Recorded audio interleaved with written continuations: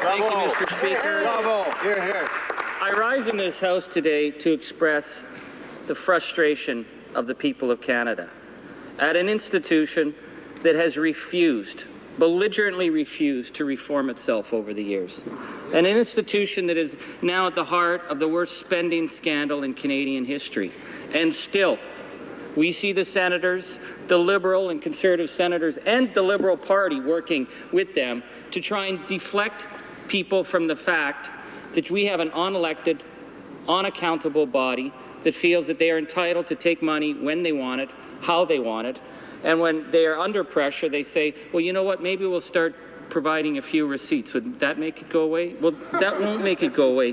What we're talking about, Mr. Speaker, and this is not an obscure constitutional debating point, we're talking about an institution in 2013 that is unelected, unaccountable to Canadians, that has the power to interfere with the work of the democratically elected House.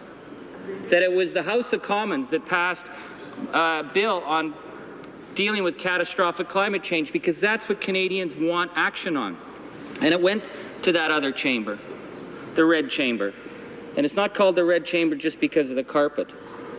This was the institution of patronage and corruption that was created by the Liberal Party. And when that bill went in there, it was senators who undermined the democratically elected will of Parliament. And one of the key senators who undermined that bill that was passed by the House of Commons to deal with catastrophic climate change was Pamela Wallin. Now, Pamela Wallin is one of the rogues gallery chosen by this Prime Minister. Pamela Wallin also sits on the board of directors of a major oil sands development company. Now, is that not a conflict of interest? I asked the people of Canada that. And when Pamela Wallin was asked why these unelected, non-accountable senators monkey-wrenched legislation that had been passed by a democratically elected House, she said that that bill was a nuisance. And, Mr. Speaker, I've talked to senators. Some of them are nice people. Some of them are smart people. But they see us as a nuisance. They believe that their work in the Senate is somehow more important than our work. You know, there's at least one NDP private member bill somewhere that they're all hot and bothered on that they're going to deal with. Meanwhile, when the Conservative government stripped the Navigable Waters Act, stripped environmental protection for lakes and rivers across this country, you didn't hear a peep out of the Senate, Mr. Speaker. They rolled over like a bunch of obedient puppies doing tricks for their political masters. What we're talking about, Mr. Speaker, is a Senate and the Liberal Party. I see now the Conservatives are starting to get in on this, but it's often the Liberal Party who say to us, well, you're just not bright enough. Don't you understand? You can't make change. I hear that from senators all the time. They are not going to reform themselves because they don't think they can be forced to reform, because they say it's a constitutional issue. You'll hear this all day from the Liberals. They'll be saying, oh, it's constitutional, you can't touch it. Well, it's perfectly constitutional for the House of Commons to decide how much money to appropriate.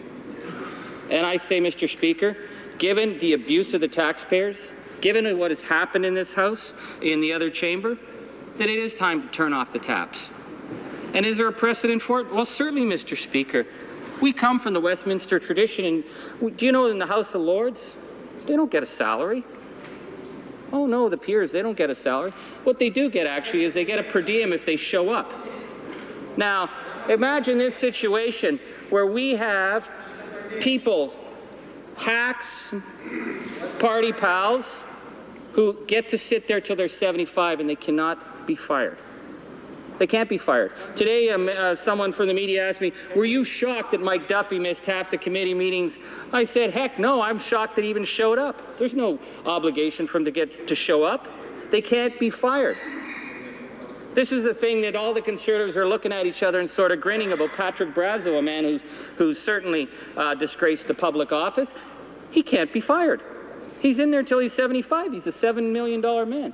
But if you turn the taps on, you can say, well, Mr. Brazeau, you can come back any time as a volunteer, just like in the patronage. Now, I hear some of the squawking from the Liberals, well, what's the per diem? Well, certainly the House of Lords gets a per diem. But if we turn off the taps, then it allows the House of Commons to start finally setting some discussion with these unelected, non-accountable cronies. But, Mr. Speaker, that's not what the other two parties want to do right now, because they've used this Senate to put their party organizers, the leader from Papineau, the people that he relies on for fundraising, they sit in the other chamber. They do the party work on the taxpayers' dime. This is the way it's always been. This is still going on. and they get to do that regardless of whether the Canadians want them to do it or not, Mr. Speaker, because they believe the Canadians can't touch them. So we're not talking about constitutional change here. We're talking about, let's just cut off the taps, and let's put that to the Canadian people. It's the other thing I think that's really galling from a democratic point of view is the belief that the Canadian people in the 21st century have no ability to decide whether or not they want an unaccountable body. Now, every now and then the Senate, you'll see the poor young tour guides who go around the House of Commons and that, and they give this spiel about how the senators are there to defend minorities. I heard the senator, I was at lunch the other day, and the senator was going on about her job is defending minorities. And it's like, excuse me, it does say when John A. Macdonald set up the Senate in 1867 that he did be very concerned about minorities, but he wasn't worried about women and francophones and people of gay people. What he was concerned about was rich people. John A. Macdonald said there will always be more poor people than rich people. That's why we need a Senate to protect their interests. And I'd say, Mr. Speaker, if they've done one job well over the years, they've certainly looked after the interests of that class of people. Because what we hear from the senators, you know, in this housing scandal, we heard, you know, the Liberals and Conservative senators come out and say, well, how do you define a primary residence? What planet do these guys live on? I mean, I go home to Cobalt. I say to people, do you know where your primary residence is? Because we have senators who don't know where their primary residence, and they find it's really complicated. And this is part of the scam that went on in the Senate, why we actually have to demand some accountability from them. We were told that poor Mike Duffy just wasn't all that bright. He couldn't fill out a form. That's why he was on the hook for $90,000. Well, you know, certainly, Mr. Speaker, if an average Canadian can't fill out a form and claims $90,000, they get charged with fraud. But we were told, according to the Senate, the internal audit, with Senator Chachuk and Senator Olson and the Liberal senators who were there, that the only problem with Mike Duffy was that he couldn't figure out where he lived. So we had to cut him some slack. And on May 9th, Marjorie Le Breton, Conservative leader in the Senate, said, this case is closed. It's over. No, nothing here to see, folks. We're all going home. You didn't hear a peep out of the Liberals about that, but they knew what was going on as well.